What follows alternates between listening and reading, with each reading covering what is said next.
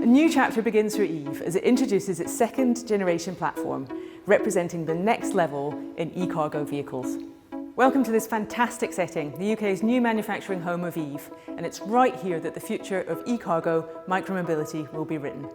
We're going to start by setting the context for Eve's story, and I am delighted to introduce Aid Thomas, who heads up Eve's marketing communications.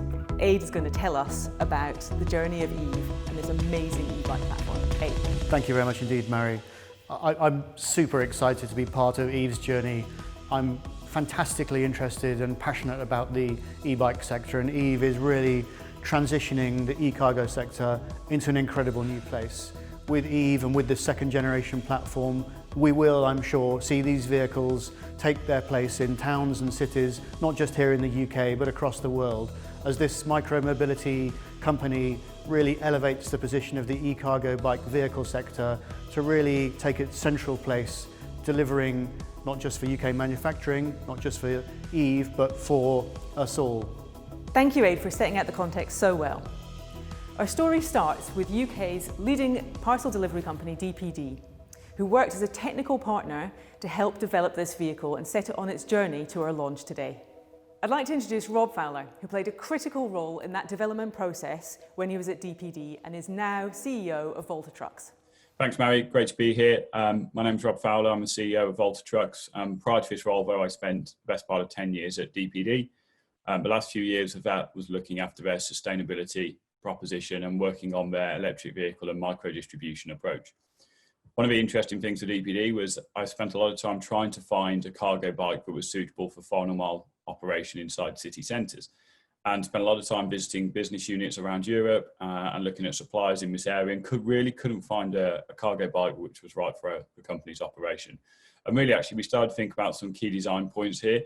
One is 3 wheels or 4 wheels. How do we get stability for a vehicle when you've got 100 or 150 kilograms of load on the back? Second point being, actually, if you're going to ask a rider to go out for 8 or 9 hours in the rain, in the cold, actually we want to protect our drivers, and we want to make vehicles safe as well. So we're interested in lights, in indicators, in braking performance. So I spent a lot of time tripping around business units in Europe and looking at suppliers, and really couldn't find anything. And then through a connection, I got introduced to Adam at EAV, who came to see us in the very early days when I was working at DPD. And he turned up with a piece of paper that he'd drawn a picture of a cargo bike on, basically, with a sort of trailer on the back. And actually what we did was we took that drawing and we turned it over and we drew something completely different. And really that was the foundation of EAV.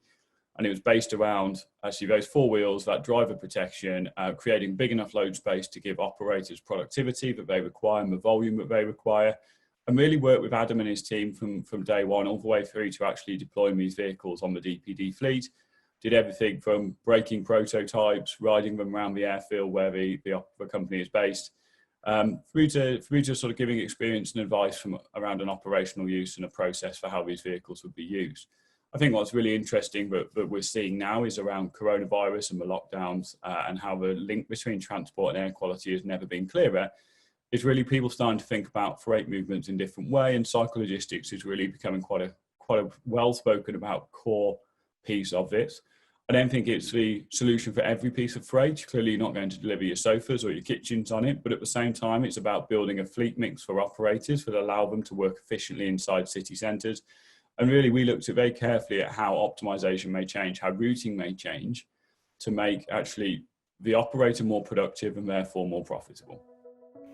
Thank you, Rob, for your kind words and your insights into the early days of Eve. Before we make our big reveal, I am delighted to introduce Adam Barney, CEO and founder of Eve. Adam. Thanks, Mary. Yeah, we're super excited about today. This has been a long time in the making. The first generation vehicle, which we obviously trialled with DPD and other large blue chip logistics firms around the globe. We've really learnt from what they wanted, what they actually fed back to us, including user feedback, because it's incredibly important that we've got the actual people that are going to spend the day on these vehicles, feeding back into the design. And rather than going to a full-scale production, it would have been very difficult with our first generation vehicle because it was effectively a pre-production prototype. We've now got all of the added benefits of being able to produce in volume, as well as all of the updated design elements that the users and the companies fed back into us. We're obviously very keen to be a UK British manufacturer. We want to train young people, put them into these positions, and get them learning about how we can actually manufacture in the UK again. And yeah, today is really exciting because for me, I've put so much into this. I'm an avid cycler, but at the same time, I also love my vehicles. So there you have it. Not just the beginning of a new future for e-mobility and eCargo bikes, but also for manufacturing and the growth of young people in this company.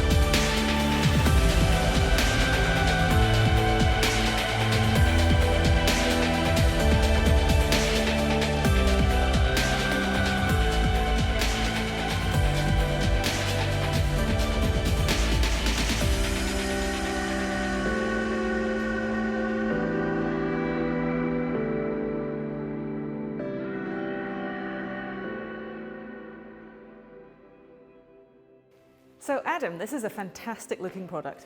Tell us a bit about it. Yeah, so from a second generation vehicle point of view, we've really tried to look at the e-cargo bike market. It's about to take this hockey stick trajectory, and we really want to be able to capitalise on that potential of that market now and today. I think the issue that we've had with our first generation vehicle is it was too complex to produce, and also it didn't give us enough options to sell into different sectors. Fantastic. So you've got a market that's expanding, you want to go global. How are you going to do that?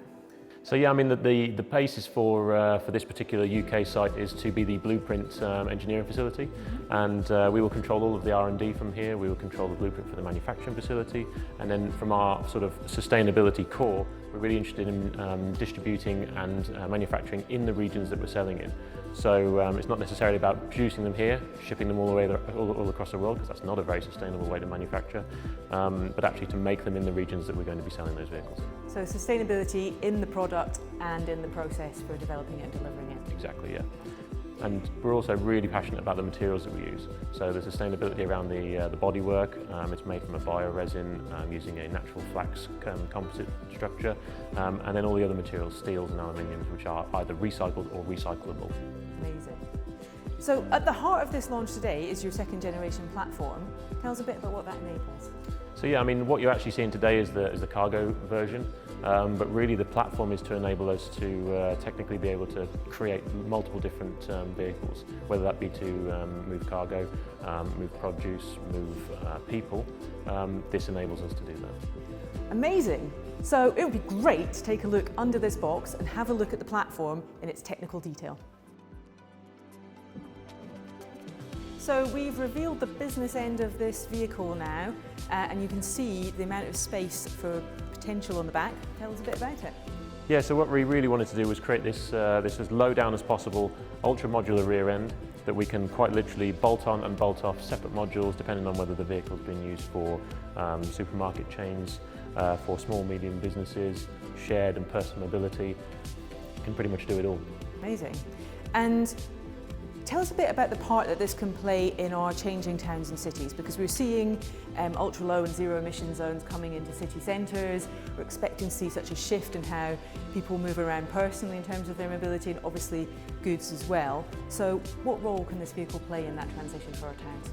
Yes, I mean, from the sort of inception and the design of this new vehicle, you know, we really wanted to understand how we could adjust with the new town and city layouts that were obviously coming into force, whether it be diesel bans or ULEZ zones.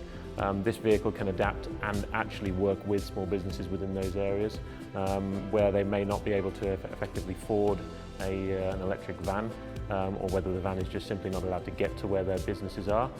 So where can you take one of these?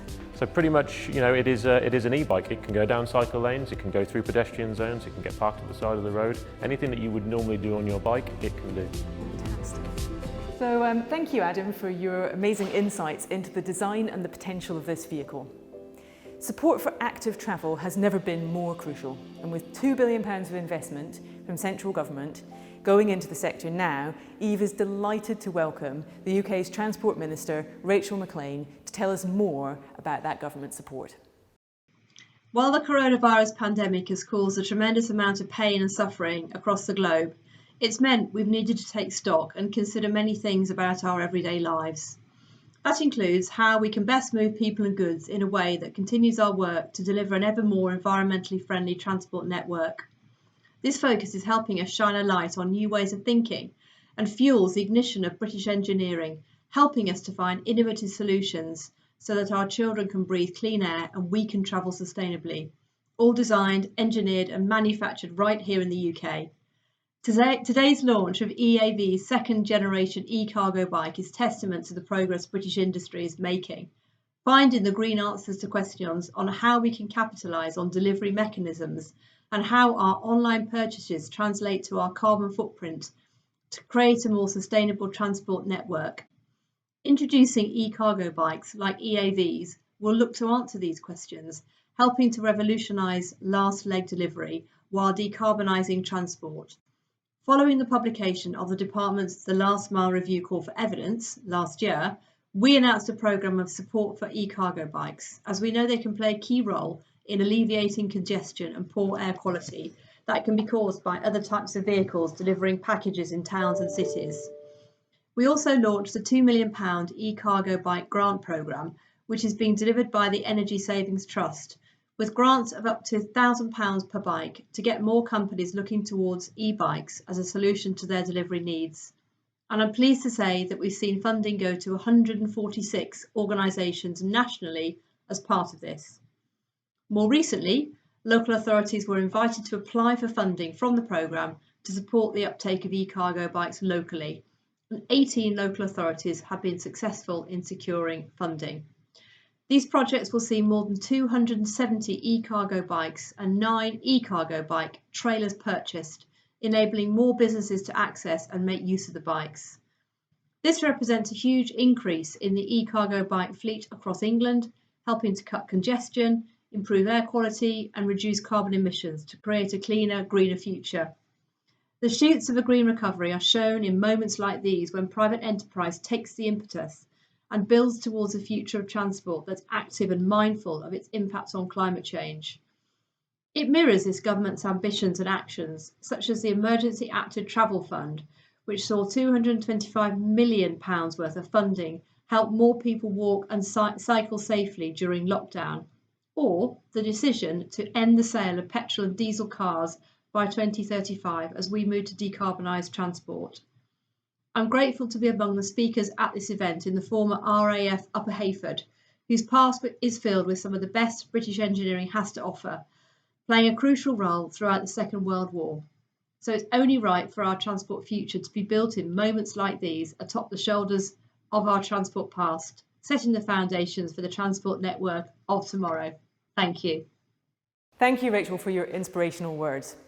There's a lot going on and Eve are really excited to be playing their part in delivering on the government's goals.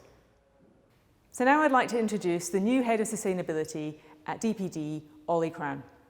DPD is the UK's leading parcel delivery company and they are on a journey to electrify their fleet. Eve are proud that their vehicle is part of the lineup for that electrification journey. Olly, over to you. Thank you, Mary, for inviting us to this Eve second generation launch event. Electric is the future of our final mile delivery fleet. we have already reached our 2020 target at DPD to have 10% of our entire fleet electric. A landmark achievement, 5 months ahead of schedule. It's an increase of 400% since November 2019. Our fleet, it has various size vehicles ranging from the Eve P1 eCargo bike. That was Adam Barnby's first customer, DPD. We had worked in cooperation with Adam to develop the P1, and now he's moved on and created the second generation, which is a fantastic product. Along with the Eve P1 cargo bike, we have the Paxter, and then more conventional, traditional vehicles such as the Mercedes E-Vito, the Nissan ENV, and these account for about 90% of our EV fleet. In August, we'll take delivery of the 100 MAN 3.5 ton vehicles too. But more importantly, there's an issue with availability in the EV market of larger vehicles, and the government needs to act on that. But on a positive note, the government has recently announced £2 billion investment in cycle and walkways, which I believe opens up the potential to the e-bike industry. And obviously Adam and the Eve product is on board with that moving forward and really looking to the future. You know, hopefully with this investment from the government, you know, the cycle or the eCargo bike will be seen as a mode of transport instead of a leisure activity. Cycling in the UK, I believe, is seen more as a leisure activity than a way of transporting goods or making people mobile, traveling to work, etc. So, you know, it's a very positive move for the e-cargo bike sector and Eve. Look, there's plenty of challenges with the final mile for DPD and electrification. I think Eve will play a part in moving forward with that. Again, I think there's a need to get the right people delivering via bicycle. It's not something people typically think of. And with our UK weather, sometimes people are sort of put off by that. But I think the culture is changing in the UK, and definitely through COVID and the pandemic, it's shown people that air quality is extremely important against the fight against this virus. And by providing a better quality of air, people will be healthier, minimize the risk of the virus, and being healthier to combat, you know, the symptoms. So it's definitely an important strategy. We're working with Eve and some other partners, reviewing the potential for cargo bikes in the network in urbanized areas, especially London. And hopefully in the near future, we will have an implementation of a larger bike fleet within the DPD network. Thank you. Thanks, Olly, for telling us about DPD and its commitment to the zero emissions journey. Next, I'd like to introduce Kevin Mayne, Chief Executive of Cycling Industries Europe. Kevin, I know you are a big advocate for the cycling industry in general and for the role of eCargo vehicles and their adoption internationally. I'm so pleased you could join us on this exciting day for Eve and for micromobility. Really good to be here, and thanks to EAV for the invitation. Yeah, we've just done the first ever Europe-wide survey of the cargo bike market, and the figures are extraordinary. We're seeing 60% a year compound growth, and even with COVID, that's barely dipped. That points to really exciting potential for this sector. And why is that? Well, from the policy side, a lot of things we're doing in transportation are not working. We're not fixing the air quality problems. We're not moving forward, reducing climate emissions. City congestion is in a really bad way. And there's huge pressure going to come downstream on the van sector in particular, because van sales are now up to 2 million units a year. They're nearly all diesel, and they are just not the solution to our city problems in the short or the medium term. So I think it's quite exciting for vehicle sectors like where EAV is operating, because there will be both policy pressure and frankly, practical pressure from companies to do something about diesel vans. And our own view as Cycling Industries Europe is that there is a really strong space in the premium end of the market for vehicles that maybe look and feel like vans. They reassure the customers, they reassure fleet managers, but they're highly, professionally produced and professionally operated vehicles.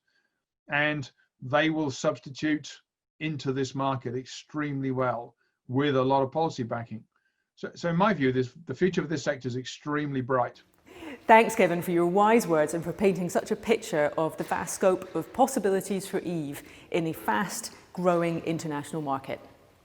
Our final speaker today is Mark Richards, partner of the global law firm Bryan, Leighton, Paisner. Mark will tell us about the strategic investment opportunities for last-mile eCargo solutions, which Eve is well placed to benefit from.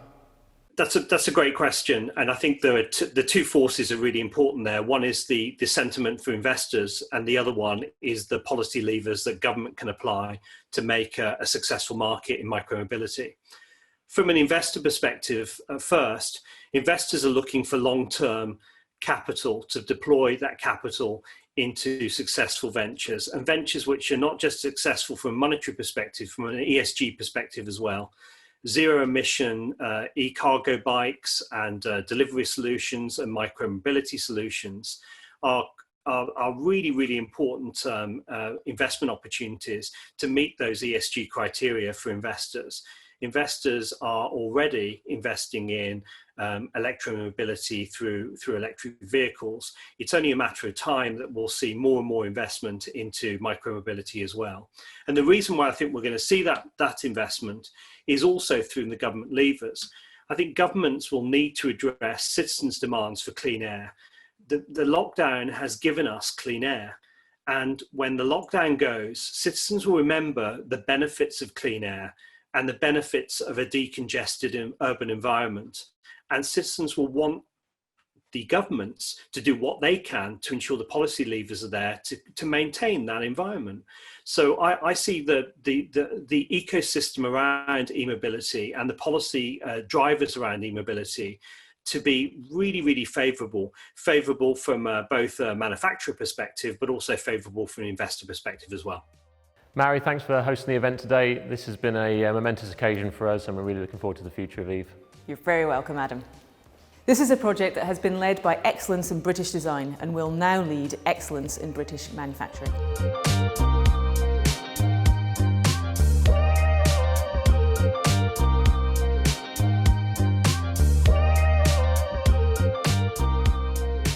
I'm sure we will all become used to seeing Eve's vehicles on the roads of our towns and cities in the months and years to come. Thank you.